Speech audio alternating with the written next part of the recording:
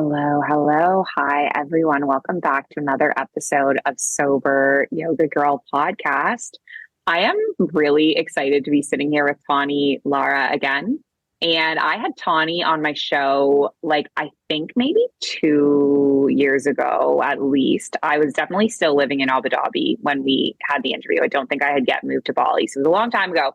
And Tawny and I originally got connected way back through our yoga teacher trainer. We went to the same yoga teacher training school years ago. I think she had mentioned that you're sober. Somehow we got connected, and it's just been so amazing. I was saying before we started recording, just to follow along your journey and see where you started. And Tawny now just released a book called Dry Humping, which came out 2 days ago. I just learned, and I've been watching that full time through her pitching this concept to agents and getting the publishing deal, and the book finally coming out, and it's just been incredible. So I just want to congratulate you for that achievement. That's huge. Thank you. Thank you. It's definitely been a journey, and it's cool to kind of last time I saw you, I was pitching the book, and now we're talking about this book that's literally out in the world now. So it's cool to punctuate these meetings with you. That's so cool. Yeah. We'll just keep doing them every couple of years.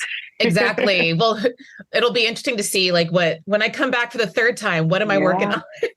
Yeah, totally. So that episode was about 2 years ago, but in case people who are listening haven't heard it, I was just wondering if you could give a little context into your sober journey. Yeah, absolutely. On November 30th, 2015, I had my last drink, or I guess probably the 29th, but that doesn't matter.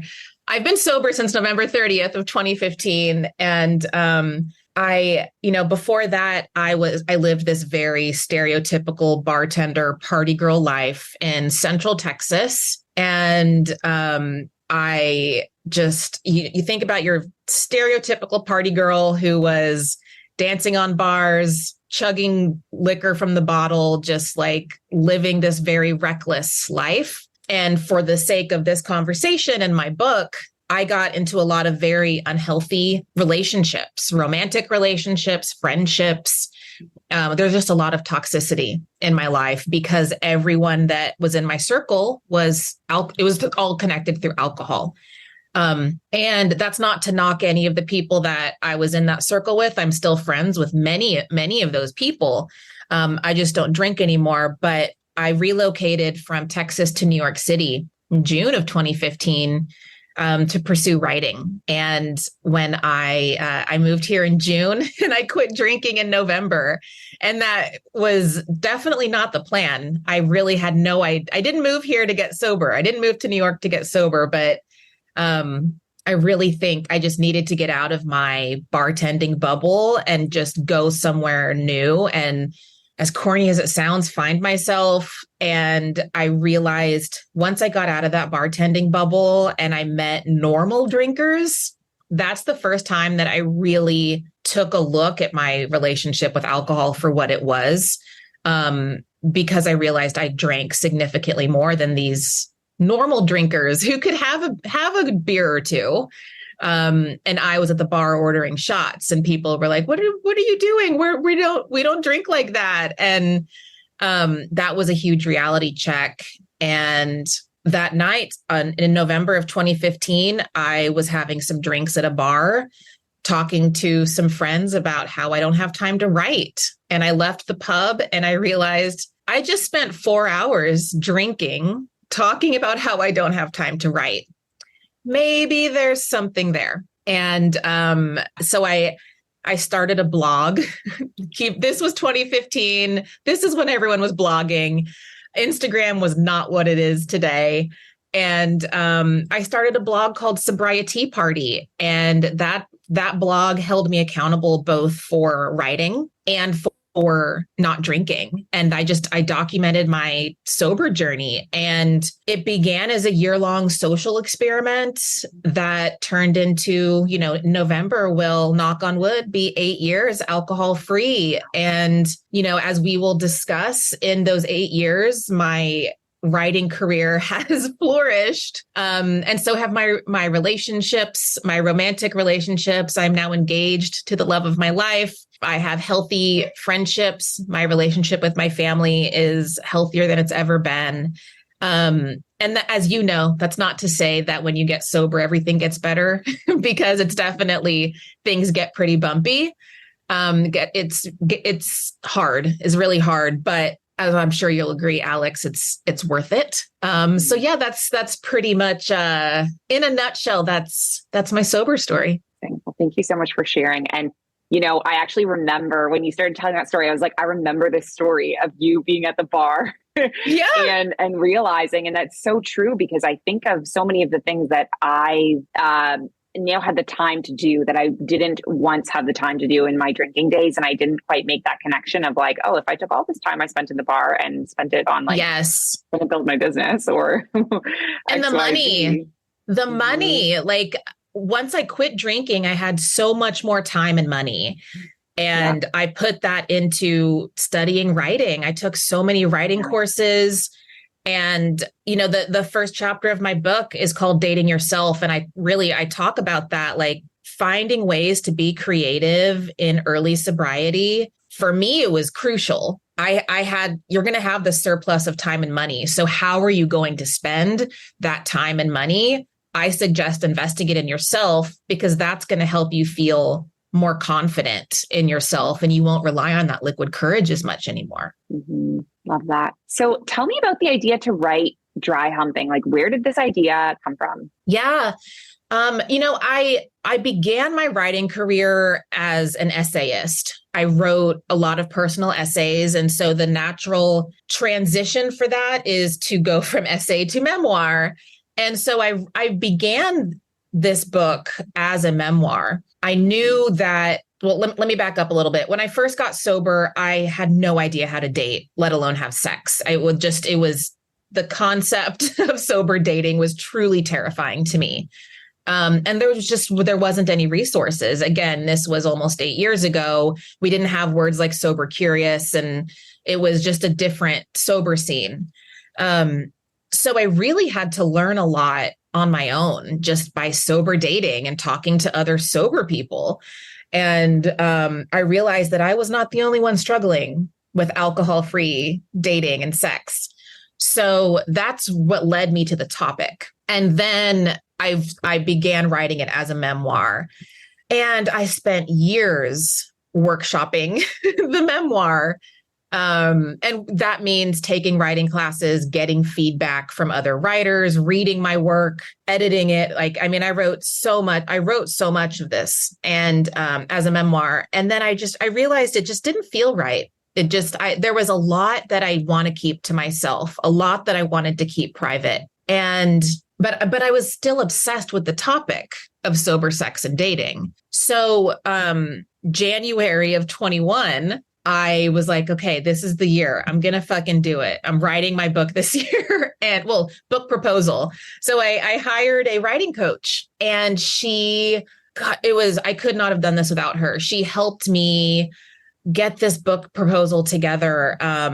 And once I pulled myself out of the story and realized that I wanted to write about sober sex and dating from a journalistic perspective, that it came together then. I pulled myself out of the story, leaned heavily into research, and hired help. Those three things were really what helped me get this book together.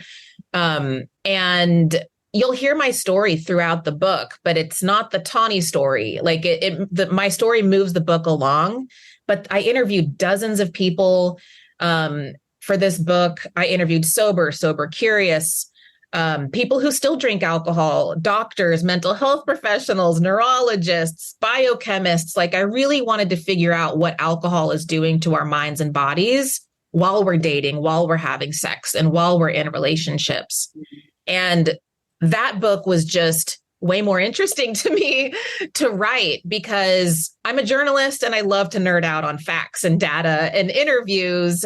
And it wasn't as painful as a memoir is fucking hard. Like, I have so much respect for people who write memoirs, because you really have to relive some heavy stuff. And I'm glad this book is not a memoir. This really is, it's a guidebook. This is the guidebook that I needed in early sobriety. And, as you're talking about it, I'm like, I would have loved to have this book too, because I remember it was one of my biggest fears going into dating. Like, I was like, I don't think anyone is going to want to date me anymore. And I remember the very first date I went on when I was 21 days sober, the guy was like trying to convince me to drink with him. And I posted about it in, the recovery group that I was part of, and like the engagement on the post with so many people feeling like they weren't going to find someone either. And that to me, I remember it took me a while to realize, wow, that's so crazy that all of us felt that way, and none of us recognize that all of us felt that way. Like, we were in this together, but it's clearly such a big common experience. It is. And it's, what's so interesting is now there's this new term called dry dating. And it's people even who still drink alcohol, but they're wanting to remove alcohol from their dating experience. Yeah. And that is so fascinating to me, because people are waking up to the fact that let's grab a drink, let's get drunk and hook up. It's not working out. Spoiler alert, it doesn't usually work. At least for me and like pretty much everyone I talk to. So I think that's really interesting that people are just becoming more mindful. And I honestly think you could replace the word sober curious, alcohol free in this book. You could replace it with mindful. You could replace it with intentional. This book is really how to be intentional in your relationships. Yeah, I love that. And that is really what sobriety brings, is like a mindfulness and awareness to like the moments of the experience. What am I actually feeling? What's actually going on right now? Does this feel right? Does this feel wrong? And when you tackle it from a sober point of view, you have a bit more perspective on it. Exactly. Yeah. So I'm wondering, I'm like, did I ask you this question already? I was going to ask, why is it important to have a book about sober dating? But we've already chatted a little bit about that. Okay, so tell me about, I saw one of the things that Dry Humping includes is scripts for awkward conversations. Tell me about that. Like, what are the awkward conversations? What can I get there? Yeah. I mean, because like we said, sober dating is freaking awkward. Dating is awkward. I mean, let's be real. But there's a bunch of different sample conversations in this book for wherever you are on your alcohol-free journey and in your relationship journey. So there's sample conversations of, how to talk about being sober or sober curious on a date, how to tell your long-term partner that you want to stop drinking. So the book is divided into thirds. The first third is about dating. The middle is about sex. And then the last third is about relationships. And that relationship section includes breakups, which I think is very important, because sober breakups are fucking awful. Breakups are awful, but I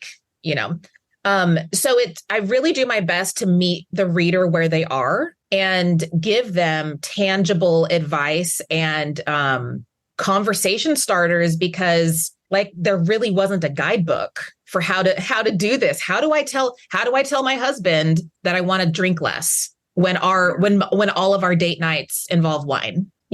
How do I tell this guy that I really like that this guy that I've been seeing for a month that I really like him, but his drinking makes me feel uncomfortable? How do I have these conversations, So all of that's in the book. That sounds super helpful and relevant, that idea of scripts for awkward conversations, because going back to the Facebook groups and the sober groups that I was part of, so many people were always asking questions like that. Like, how do I tell this person this or share this with that person? And so I think that sounds super helpful and cool. So I'm wondering, when you had this idea for writing Dry Humping, how did you fit this in with the rest of your life? Like, were you writing full time? Do you have a job, like a full-time job still? Like, how did you write a book, basically? I love this question, because more people need to talk about how writing a book doesn't happen in a vacuum. So much happens outside of it. I had a day job. I've worked customer service either restaurant industry or retail for 20 years. And I just left my customer service job in February of this year. So I was juggling both plus freelance writing, and writing the book. So and podcasting and, doing all of these things to make it work. And I will say, having a really, I'm not going to say customer service is easy because it's really not, but having a job that does not require my creativity was a huge asset in my writing process.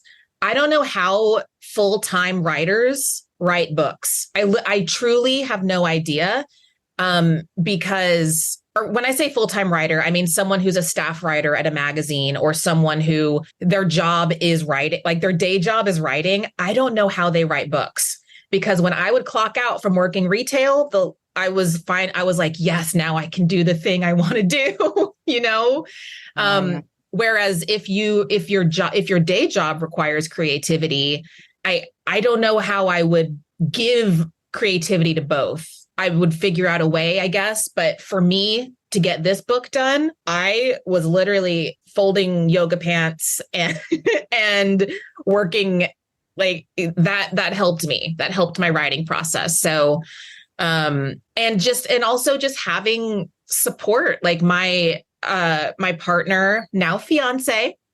I'm still getting used to saying fiance. We've only been engaged for a few weeks now. He's a wonderful cook, so he cooks for me. And I think there's a lot to be said for the support that writers need. I have a mentor. I have my podcast co-host, Lisa Smith. She wrote a memoir called Girl Walks Out of a Bar. She took me under her wing. She edited so much of my work. She explained the publishing industry to me. I mean, it's like, it takes a great deal of work to get a book out there. And we're just talking writing. We're not even talking about the publishing industry yet. Like writing a book and publishing a book are two very different things. And I couldn't have done it without this incredible support. Yeah. And so let's talk about the process of getting it published. So what was that process like? So I did the traditionally published route. There's a lot of people are doing self-publishing, which is a great option. It's also an expensive option, I want to say. But the traditionally published route, so I wrote a book proposal. Mm-hmm. So a book proposal, if you are a nonfiction writer trying to traditionally publish a book, you write a book proposal. And that is basically a big ass Word document that is explaining who you are, why you are the person to write about this topic. You bullet point your network, like who's in your corner, who's going to help you promote this book, which podcasts are you going to be on, who's going to read, who's going to get advanced copies and promote your, it's like, why is a publisher going to give you money to write this book, basically? And then the book proposal. So it's basically a marketing plan with a couple sample chapters of your book. So you send that out to agents. In a perfect world, you find an agent who is obsessed with your book and they sign you. I found a phenomenal agent, and he really helped me shape up, finish my proposal, get it to, then he sends it out to editors at publishing houses. Then the editor at the publishing house is like, they're yay or nay, to get to this point, you have to be very comfortable with rejection. Mm-hmm. There is a significant amount of rejection in publishing a book. As a journalist, I'm very used to that because that's how it is. Probably as a yoga teacher, you're probably used to that, where it's like, you just might not be a good fit for certain studios, or some people may not like your style of teaching. And that's fine. You're not going to be for everyone. So you need some very thick skin, because your manuscript is going to get chopped up, red inked. It's a lot of work. So your editor hopefully you get an editor. They love your book. They take that book proposal to the marketing team of the publishing house and they defend your book. They're like, we need to publish this book because we need to pay Tawny X amount of dollars to write Dry Humping because. So you really have to have a lot of people in your corner. And I will say I had dozens of agents pass on me. I had dozens of editors pass on this book. I had one yes. You just need one yes. And I think that is I think that needs to be talked about more, because people think you just write a book and it goes out there, and it's so much more. And then the writing and publishing process takes about 2 years. I got my book deal in September of 21, and my book came out September of 23.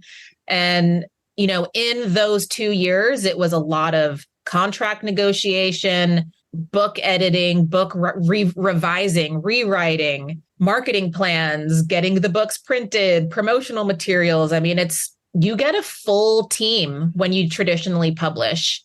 And I'm very, very grateful that I have had such a wonderful editor, a great promotional team that's really helping me spread the word for this book. Yeah, that's incredible. I'm very impressed with the resiliency and the commitment and I don't know what the word is, like, to keep pursuing it even after rejection. I wrote a book in 2020, and I know what that's like to be meeting agents and rejection. And it's still been rejected. And it's in like the limbo land of like, okay, do I self-publish this? And do I move forward in this direction? Or does this just like live in my hard drive forever? So I know that it takes a lot, and I'm so impressed with anyone that's like kept going with that and gotten to the point where you are. It's really inspiring. Can I ask about your book? Yeah. Is it nonfiction? It's a memoir. Memoir? Oh my gosh. Kudos to you. So you wrote a proposal or you wrote the book? I wrote the book. Both. And then you wrote a proposal. Yeah. Okay. Yeah. I know people that spend years trying to find an agent. I know people who have found an agent quickly and then their agent has spent years trying to find a home for their book. Yeah. I mean, it's fucking hard. Mm-hmm. Publishing a book is so hard. And I will say, if you're considering self-publishing, it's an option and it's expensive. Mm-hmm. What do you mean by expensive? So, I mean, you have to hire an editor, a graphic designer, you have to hire marketing and PR. You have to pay for, like the ISBN numbers to actually sell the books. I've looked into self-publishing before I went the traditional route. And I would say if someone wants to self-publish and do it right and have your book look professional, it's going to be at least 20 grand, at least. So even if you can get a book deal with the traditional publisher, even if your advance is small, you're getting a little bit of money. You're getting an editor. You're getting a graphic designer, you're getting a publicist, you're getting a marketing team, you're getting all of this, which costs a significant amount of money. So I would encourage you to keep going if you can. But that's my unsolicited advice. Well, we'll see. We'll see where it takes me, but I'm really inspired by what you've achieved. It's so inspiring. Thank you. And I'm inspired by anyone who writes a memoir, girl. Like, that is a great deal of work. Can I give you one more piece of unsolicited advice? Yeah. A lot of people now, a lot of memoirists are releasing their memoir on Substack. And like you could serialize it where you're basically like, you put it on Substack and you charge, like it's only for paid subscribers. So you release a chapter at a time or however you decide to do it. I see a lot of memoirists doing that and really it's just another way to do it. So that might be worth looking into. That's really interesting. Yeah, I'll definitely look into that. Yeah. So when going through the editing process, how did you decide like what things you wanted to keep in the book and what things you wanted to leave out? Well, so when you're working with an editor, you must, the famous Hemingway quote, kill your darlings, which means like cut. You have to edit, like just be scrupulous with your editing and you have to let shit go. And you have to discern the edits that advocate for yourself if you don't agree with an edit. That's you have every right to do that. But it's also understanding that your editor knows best. Their job is literally to edit your book. They know what readers want and they know what publishers want. So there is a lot of trust that goes into this. But there were a few times that I didn't agree with some of her edits and I fought for them. So you really have to know, it's kind of like a pick your battles kind of thing, like you get your manuscript back and it's just completely cut up and you're like, okay, what am I okay with changing? What do I really want to keep? What really needs to stay? And then I learned in my writing process, when I would talk to her, I'd be like, well, this needs to stay because, and she's like, oh, great. Well, that's not clear in your writing. So she was an excellent editor. So maybe my point wasn't expressed enough. Right. And talking it out with her was like, oh, great. Now I see why you cut it because I didn't explain why this is so important. So, right. It's writing a book is a largely collaborative process. Or I will say publishing a book is a largely collaborative process. And again, you have to have very thick skin and you have to advocate for what you want to keep in there. Because like I said, your editor is going to know best, but you're still the writer. This is still your baby. So it really is it's a balancing act. Yeah. Yeah. That makes a lot of sense. Is there anything now that you regret including or like things that you wish you had included? So it's funny. When I was writing this book, when I was writing the proposal, I still wasn't quite sure the shape of the book. And by that, I mean, I knew it was going to be about sober sex and dating, but the first round, it wasn't necessarily a guidebook. It was more like cultural criticism of the role alcohol plays in sex and dating. So I had like a really long chapter about alcohol in the Me Too movement. And we ended up cutting it because the final product is a guidebook. And I basically just wrote an essay about alcohol in the Me Too movement. And Jess, my editor. She was like, this is really good, but I don't think this is that's not for this book. Right. So that's something that I'm still playing with. I might publish that separately or who knows what I'll do with it. But I'm very passionate about the role alcohol plays in the Me Too movement. And so that's definitely a topic I want to explore more. And specifically that what I wrote about was, Brett Kavanaugh and Christine Blasey Ford, and then the Brock Turner, Chanel Miller trials. I wrote a lot about that. So you can probably understand why that didn't fit into like this like handy little guidebook. But it's there is a lot to be said about how men, how do I want to say this? About how I'm not anti-alcohol. I want to be very clear about that. It's not for me. I think women should be able to be intoxicated if they want to and not be raped. And so that's the stance that I take in this essay that was cut. And so I talk about how these men like Brett Kavanaugh and Brock Turner are getting away with rape, getting away with sexual assault, and how the women were vilified for it because they were drinking. And it was the society, the media, the judicial system was vilifying these women for being drunk as if they deserved what happened to them. And I strongly disagree. I think women have agency. And if they choose to get drunk, that's their choice. You don't getting drunk does not mean you should be raped.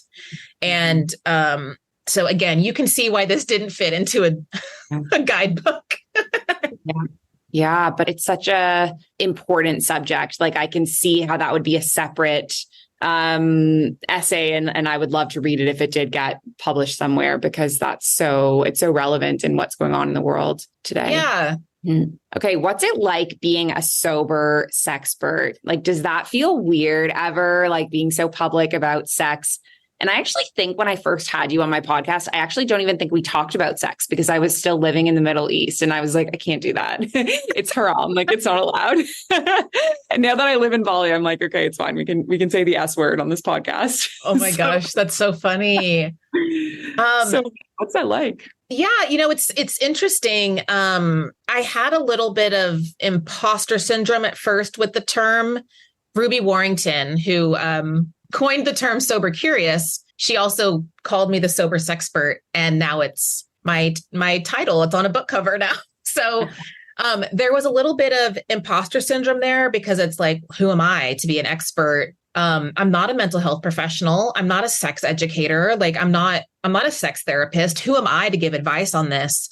And so I really did some soul searching and talking with my therapist about what expertise am I bringing to the conversation? And my expertise is personal experience and journalistic research. And that is a different form of experience that, someone who has the clinical and academic background may not have the personal experience or the journalistic research. So that understanding what I bring to the table definitely helped combat some of that imposter syndrome.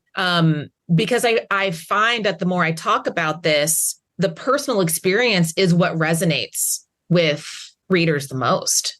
Yeah, absolutely. Do you ever feel like when you talk about things like subjects like sex, like do you ever feel weird about like your family or like people coming across your content? Yeah, of course. So I had my book launch party last night, and it was in a sex toy store in Soho, downtown Manhattan. My dad flew in from Texas, and so like I was very aware that I wrote a book about sex and dating, and my dad's here, and we're surrounded by dildos and butt plugs, and but it's also like I'm writing educational content.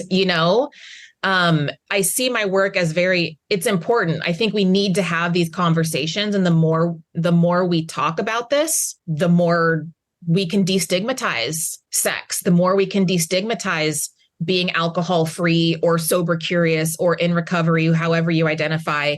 So, and, my father is in recovery. So, yes, I write about sex, but I'm not writing like very graphic, explicit sexual experiences where I have in the past.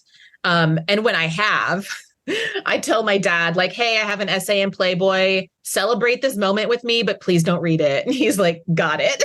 And I think writing about sexual experiences is also important. I think that also helps destigmatize, especially for women. We need to be more sexual. We don't need to be more sexual. We need to be more aware of our agency in sex and dating.